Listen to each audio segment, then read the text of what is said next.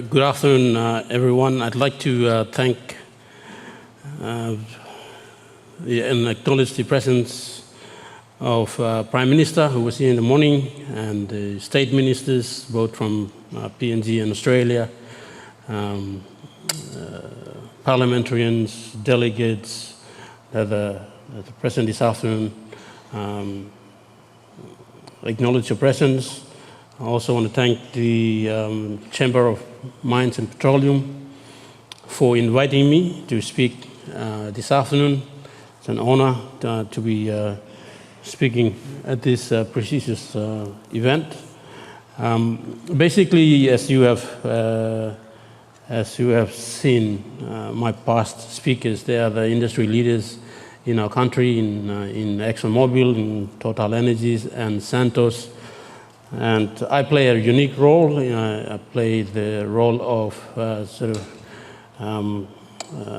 promoting government policy on one side and promoting development on one side. So I'm sort of the middleman, if you like, in between government and industry players. And Kumul Petroleum is also a commercial vehicle, so it has its own development and agenda and aspirations. So we play that unique role to go between the government and industry players. So why am I here? I want to look back a little bit for the 10 years that we have been in operation. How does this thing work?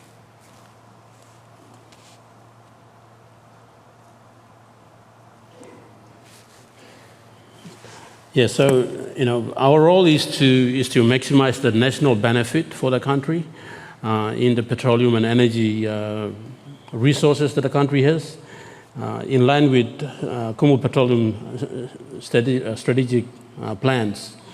Kumul Petroleum can also and has been continuing to expand its participation in PNG LNG project. As you have seen in the recent past, we are keenly working closely with Santos to close our deal to get additional equity in PNG LNG project.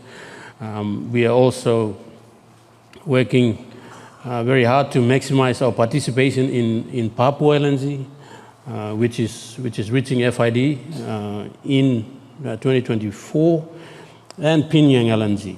So there's two new projects, and we are also working on our own project, which is the 7 train. I want to thank the partners in PNG LNG project that during this time last year, we signed the framework agreement for a E-train to be built by Kumul Petroleum using its resources from the 4 PRLs that we have 100% ownership of. So we will be the 6th train down the line.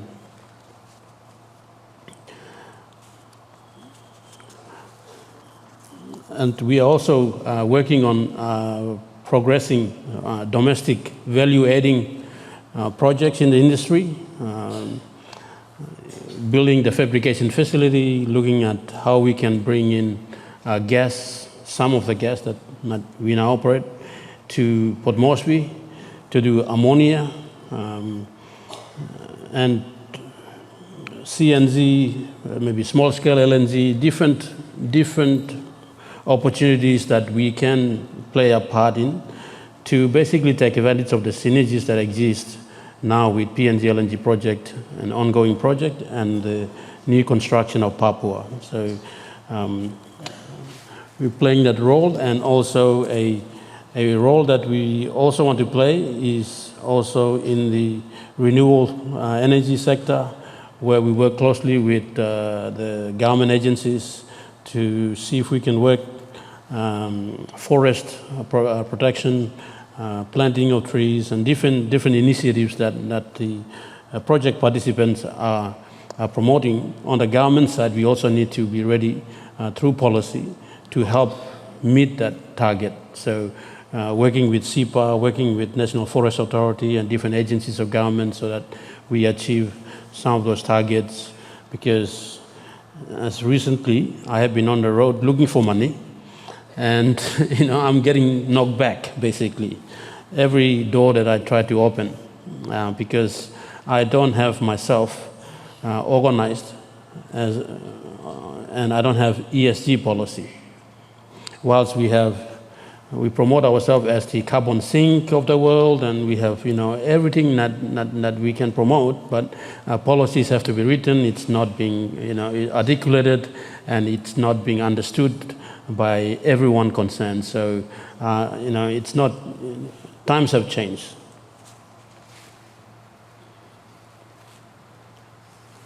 So that's just to show you where we are in terms of the licenses that I was talking about. What you see in orange color is the 100% own discovered gas fuels. At the moment, what we are working on is doing a reserve certification at the moment. So we are at sort of an assess phase, if you like. We will be entering the select phase soon. We are looking at three different options. The E-train option is one. We would like to also consider selling gas straight into the pipeline, the PNG LNG project gas pipeline at Kopi, or selling it into Orokolo Bay when the Papua is built. So that's just a straight gas sale option. E-train in the existing facility is an option. And offshore FLNG option is also under consideration. So that's the third option. And we will be looking at ammonia production for purposes of blue energy or fertilizer. So that's a fourth option. So a combination of one of the four, or two of the four, might be the one that we select, but we are at the very early stages of the assess phase in looking at how to commercialize the gas fuels that we have been thankfully granted license for the first time in 2021 by Minister Karen Kakua.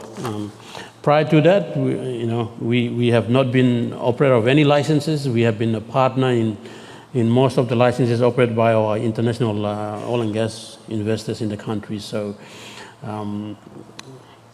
in a short 2 years, we've been able to position ourselves so we can commercialize the gas fuels that we now have control of.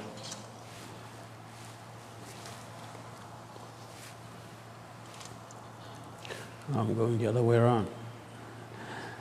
Now, so for community service obligation and to maximize the national content that we need to get a fair share of that 6,000 jobs that's being talked about by Total, to get a fair share of that 50% national content target that Exxon is talking about, how do we actually get that? And Kumul Petroleum is in the center of this.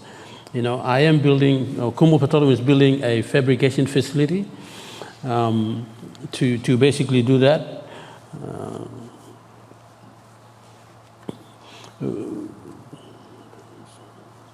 Sorry, it's the wrong slide, but I think, so we've been, in the last 10 years and transitioning into the next 10 years is basically investing in, you have seen the 8.9 billion kina that went to Kumul Petroleum in the last 9 or 10 years. So some of you are wondering, where did this money go to? 75% of that money went back to government in different forms, and a balance of that is managed by Kumul Petroleum.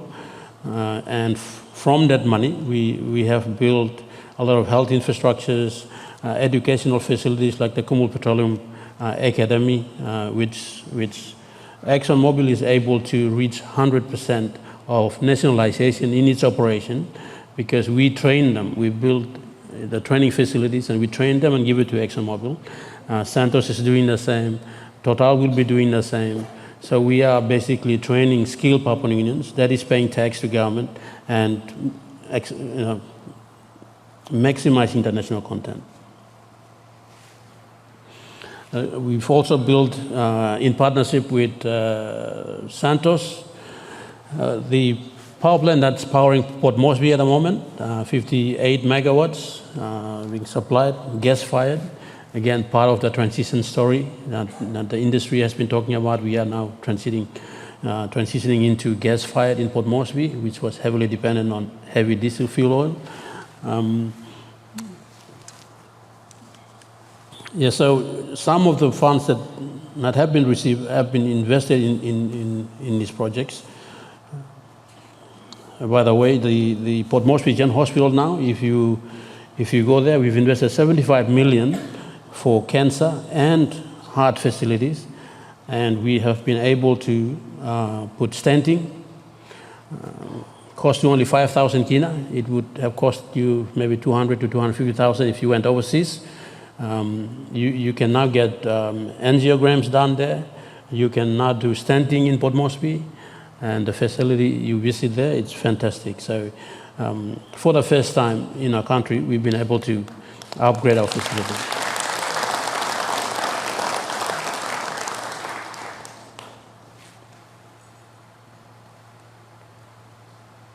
So back to the fabrication and maximization of national content. So Kumul Petroleum is investing $100 million in a training and skilling facility and a fabrication facility. So, it's not our core business, but we are building this to basically maximize on the national content, basically skill the country. And down the line, we can sell this business, but we need to take the step.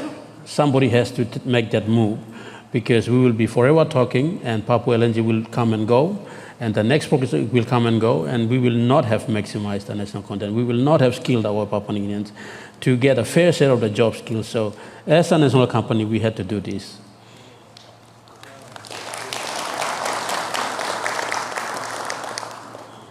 So it will be a catalyst.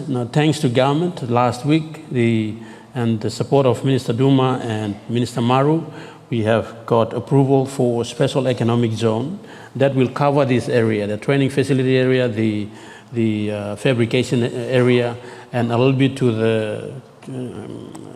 the alongside the ExxonMobil fence. So it will become what was targeted to be the sort of the Konibara Petroleum Park.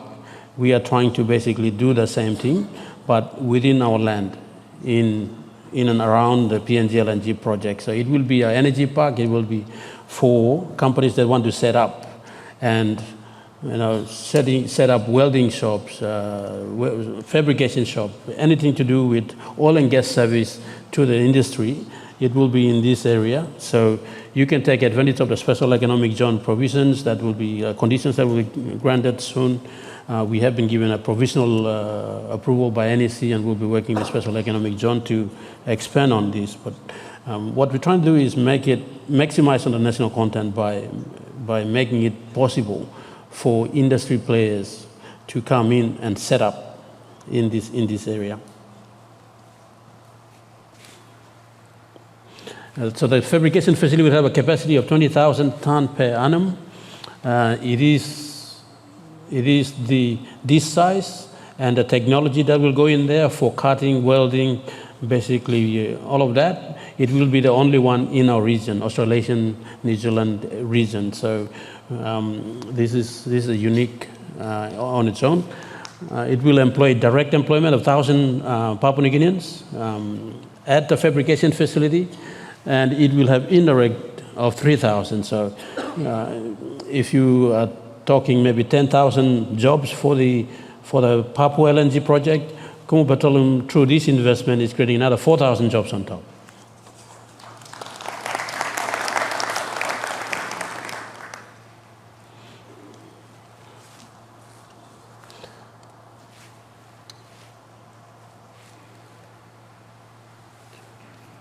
Again, we will be working with our partners on sort of a green future, because we do also export our share of the LNG, and we are in the market for marketing our share of the LNG. So we do need to also consider our own ESG provisions and how to market our LNG as carbon neutral. So basically working with all the government agencies and our international partners in achieving that target.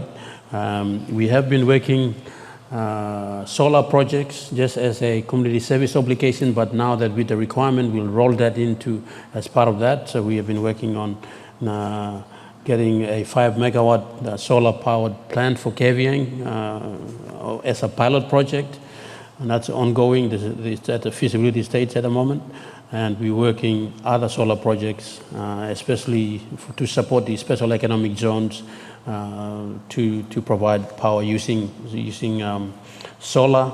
We will be considering using wind or a mix of wind and solar for our fabrication facility, because our power plant is now basically servicing Port Moresby, so we will be looking at making the fabrication facility a green fabrication facility, so solar and wind combination. We are working with some of the hydro proponents to see how we can participate in hydro projects for purposes of net zero provisions. And we're talking to AG on Papa, we're talking to AG on various other small hydro projects as well to contribute to the country's net zero target.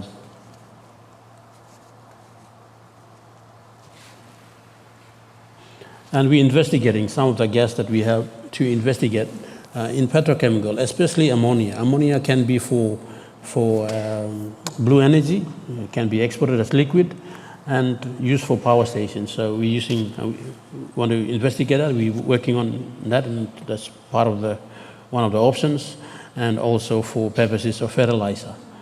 It can be used as a fertilizer.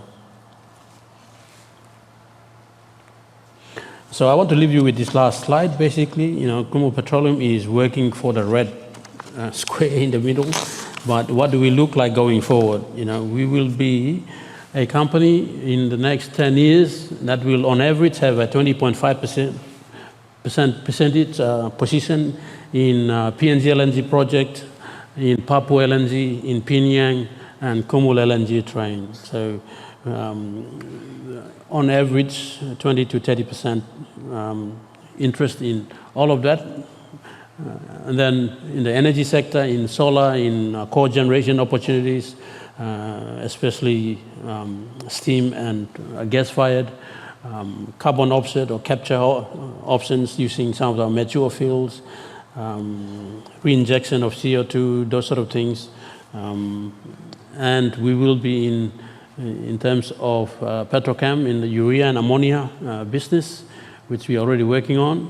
And non-oil and gas, basically nation building stuff is the health infrastructure, training and education, community and sports development. Those non-oil and gas businesses, but more nation building. Basically, really to